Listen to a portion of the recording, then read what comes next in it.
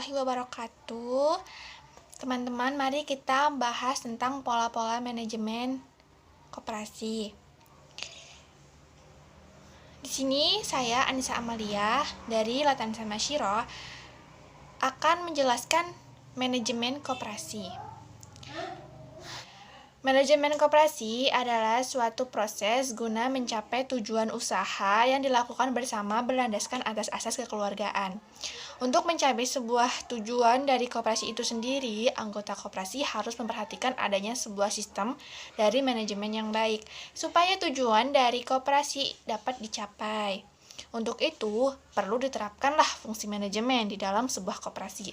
Artinya di sini bahwa sebuah koperasi harus bekerja dengan menerapkan prinsip ekonomi yang berlandaskan atas asas koperasi yang juga mengandung unsur-unsur sosial. Tahun 1999, manajemen koperasi adalah suatu proses di dalam manajemen yang dilakukan oleh orang-orang yang diberi kekuasaan dan juga diberikan tanggung jawab agar bisa mengelola koperasi. Prinsip-prinsip koperasi dan juga nilai-nilai koperasi dan kekayaan guna mencapai suatu tujuan. Manajemen koperasi adalah kegiatan yang profesional yang dilakukan oleh beberapa orang yang memiliki tanggung jawab dengan cara mengarahkan semua kemampuan kepemimpinan. Beberapa orang yang memiliki tanggung jawab dengan cara mengerahkan semua kemampuan kepemimpinan dan juga menentukan kebijakan guna mengembangkan sebuah koperasi untuk mencapai tujuan dasar, nilai, dan prinsip koperasi. Perkenalkan, nama saya Nuril Hayafi dari STI Latan Sama Syiro, Prodi Manajemen. Di sini saya akan menjelaskan tentang pola manajemen koperasi.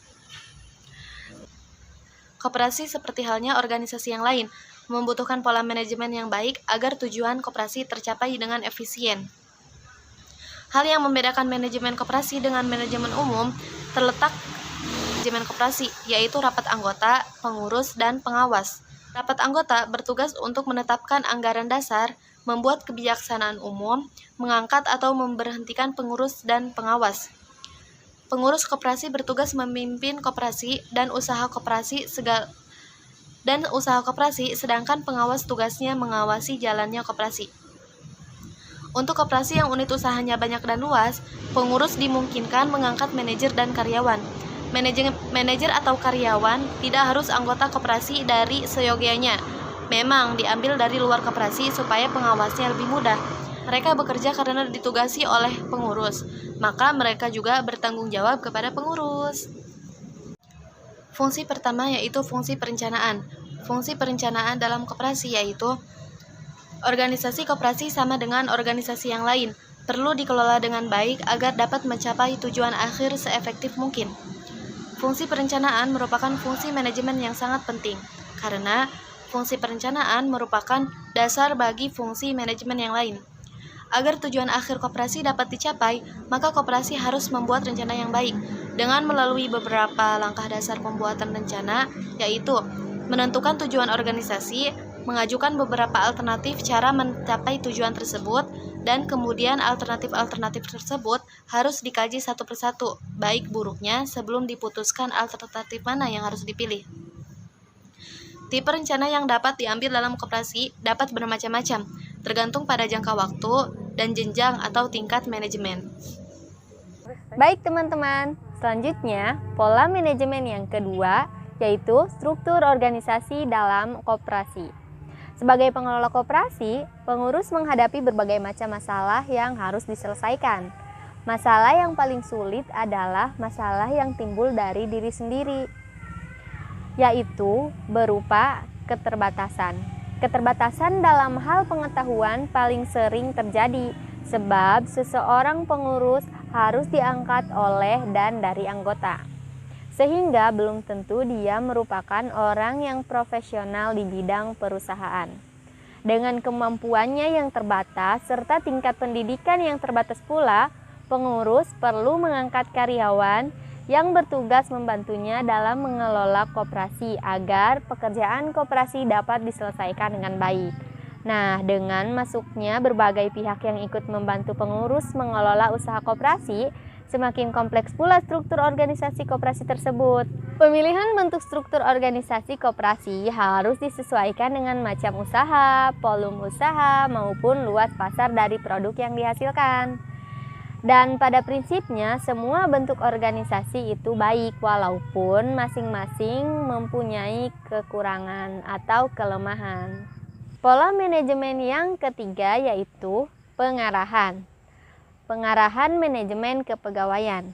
Seorang manajer kepegawaian adalah pembantu pengurus yang diserahi tugas mengurus administrasi kepegawaian yang mencakup: pertama, mendapatkan pegawai yang mau bekerja dalam koperasi; kedua, meningkatkan kemampuan kerja pegawai; ketiga, menciptakan suasana dan hubungan kerja yang baik sehingga para karyawan tersebut tidak bosan bekerja, bahkan dapat meningkatkan prestasinya.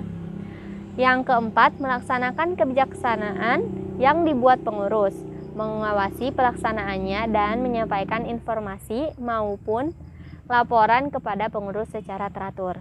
Yang terakhir, memberikan saran-saran atau usul-usul perbaikan. Oke, pola manajemen yang keempat adalah pengawasan.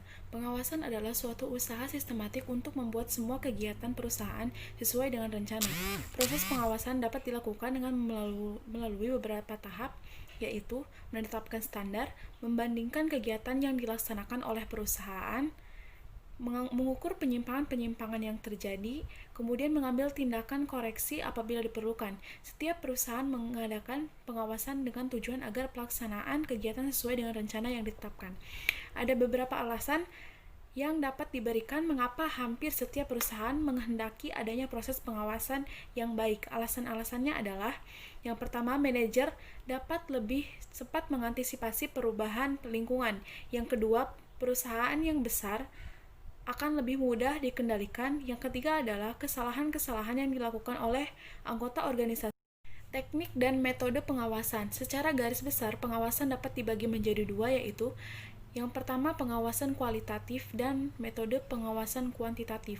Pengawasan kualitatif dilakukan oleh manajer untuk menjaga performance organisasi secara keseluruhan, sikap serta performance karyawan.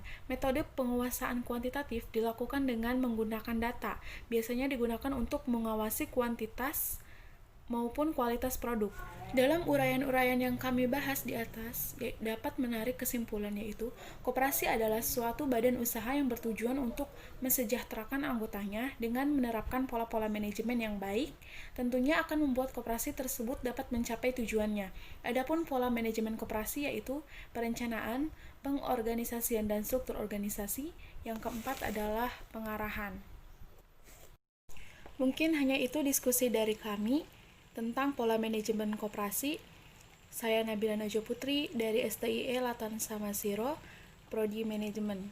Jangan lupa menjaga jarak, menjaga kesehatan, memakai masker, dan mencuci tangan.